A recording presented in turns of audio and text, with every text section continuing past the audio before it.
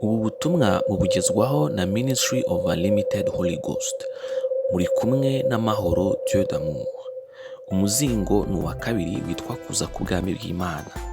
Ubuntu n'amahoro bituruka ku Mana Data wa twese watanze umwana wawe Yesu Kristo, ndetse no kuri Yesu Kristo witangiye ibyaha byacu, ndetse no ku Mwuka Muziranenge ukomana natwe, ukubeho wowe n'abawe ndetse n'ibyawe byose.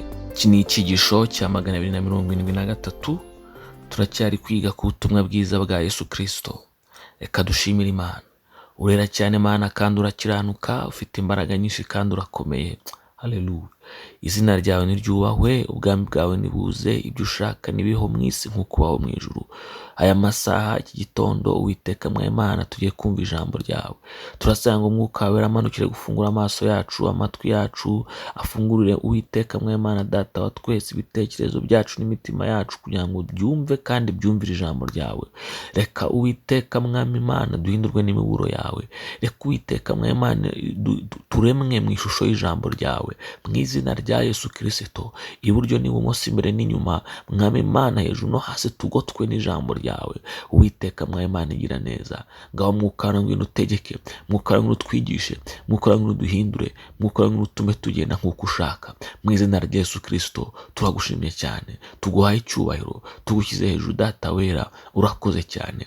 Amen. Turasoma umunsi muri Luka 17 umurongo wa 1 kugeza ku wa 4. Ijambo ry'Imana tubwira ngo nuko abwira abigishwa bati, nta cyabuza ibisitaza kuza, ariko ubizana azabona ishyano. Ibyamubera byiza nuko yahambirwa urusyo mu ijosi akarohwa mu nyanja, biruta ko yagusha umwe muri aba batoya.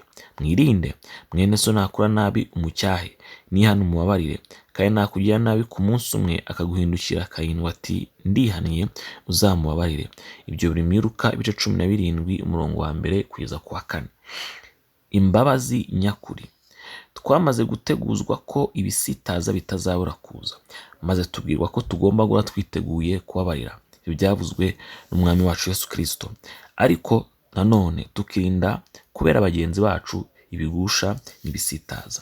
Mu murongo twasomye haruguru, umwami Yesu atugaragariza umumaro wo kubabarira, ndetse akanatwereka uko bikwiriye gukorwa. Mbere na mbere, ubabarirwa agomba kubanza kwemera ikosa yakoze maze akihana. Ubwo nibwo aba akwiriye imbabazi. Ibi bivuze ko utabarira umuntu ngo ntubimubwire. Ntabwo wabarira umuntu utemera ikosa, nta nubwo wabarira umuntu utemera kwihana. Imbabazi nyakuri zituruka mu biganiro byimbitse bikorwa hagati y'uwahemutse n'uwahemukiwe, kandi uwahemutse agomba kuba ashaka kwihana. Ibyo ngibyo iyo bitabayeho, nta mbabazi nyakuri zatangwa. Ntabwo imbabazi zishobora izo umuntu yavuga ko yatanze, ntabwo zaba arizo kuri we, no mu ijuru ntabwo zaba zemewe. Imana turengere cyane. Erega ntaho Imana yize duteka kubabarira abanze kwihana, cyane ko nayo itabarira abanze kumvira imburo z'ubutumwa bwiza ngo wihane. Icyo nacyo cyemera. Ubwo rero wahawe imikoro ibiri. Uwa mbere ni uwo kwegera abaguhemukiye ukabaganiriza kugira ngo babone ubuhemu bwabo maze bihane. Umukoro wa kabiri wahawe ni ukwemera guca bugufi, ukemera kwigishwa uhuguwe bitewe n'amakosa wakoze, kandi ukemera kwihana. Imana ishimwe. Reka dusenge. Mana Data turagushimye, Mana Data turaguhimbaje. Izina ryawe niryubahwe kandi ubwami bwawe nibuze. Ibyo ushaka nibitubeho mu isi nk'uko bibaho mu ijuru. Mu izina rya Yesu Kristo Uwiteka turasenze. Kubw'ijambo rye tumaze kumva, tumaze kumenya yuko imbabazi ziza hamaze kwihana, hamaze kubaho kwihana. Turasenga mu izina rya Yesu Uwiteka mwa Imana Data wa twese, uduhe utwuze imitima yacu imbabazi, kugira ngo igihe umuntu aze kudusaba imbabazi, hari icyo yadukoreye, twihutire kuzimuha. Ariko turanasaba imitima ica bugufi, kugira ngo igihe twakosheje twemere ikosa twakoze, dusabe imbabazi, yaba ari uwo twakosheje ari n'Imana, kugira ngo Data wa twese tubashe kubabarirwa, kandi tubashe mwa Imana gutungana no gukora ubushake bwawe. Urakoze kumvishe gusenga kwacu, urakoze kumvishe gutakamba kwacu. Mu izina rya Yesu Kristo dusenze twizeye. Amen. Icyitonderwa cy'umunsi turagisanga muri Matayo 6 umurongo wa 14 kugeza ku wa 15. Ijambo ry'Imana rivuga ngo, kandi nimubabarira abantu ibyaha byabo, na so wo mu ijuru azababarira namwe. Ariko nimutabarira abantu, na so nawe ntazababarira ibyaha byanyu. Ibyo biri muri Matayo ibice 6 umurongo wa 14 kugeza ku wa 15. Uwiteka aguhe umugisha wo kwifatanya natwe, Uwiteka aguhe umugisha wo kumvira ijambo ry'Imana. Ndagusaba umugisha ku Mana ngo Uwiteka akuzuze umwuka we wera. Ndagusaba umugisha ku Mana ngo Uwiteka akuzuze imbaraga ze nyinshi cyane. Uwiteka ndamusaba kugira ngo akuzuze ijambo rye, akuzuze gutungana, akuzuze kumvira, akuzuze kubaha, akuzuze guca bugufi kandi akuzuze imbabazi, kugira ngo mu izina rya Yesu Kristo witegure kubabarira kandi unitegure guhugurwa mu gihe wakosheje. Uwiteka ndamwinginga cyane ngo ukuboko kwe kuryo kubane nawe. Uwiteka ndamwinginga cyane mu izina rya Yesu Kristo ngo ubwami bwe bukuzeho cyane.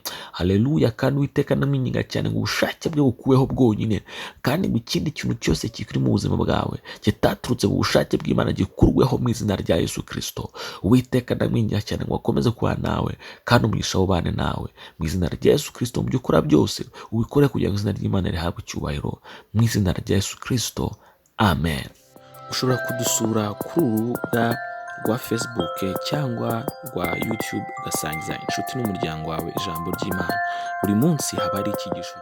Soma kandi wumve buri munsi ijambo ry'Imana bidashidikanywaho. Urabona uko kw'Imana mu buzima bwawe. Yesu aguhe umugisha kubwo kubana natwe. Imbuga za internet wakoresha mu kudusura urazisanga munsi ya video. Ubutumwa butegurirwa na Ministry of Unlimited Holy Ghost, mwabugezwagaho na Mahoro Dieu d'amour. Ubuntu n'amahoro bituruka ku Mwami Yesu Kristo bikomeze kubana namwe, kandi umwuka wera ababashije gukomeza gukora ubushake bw'Imana mu buzima bwanyu bwa buri munsi. Amen.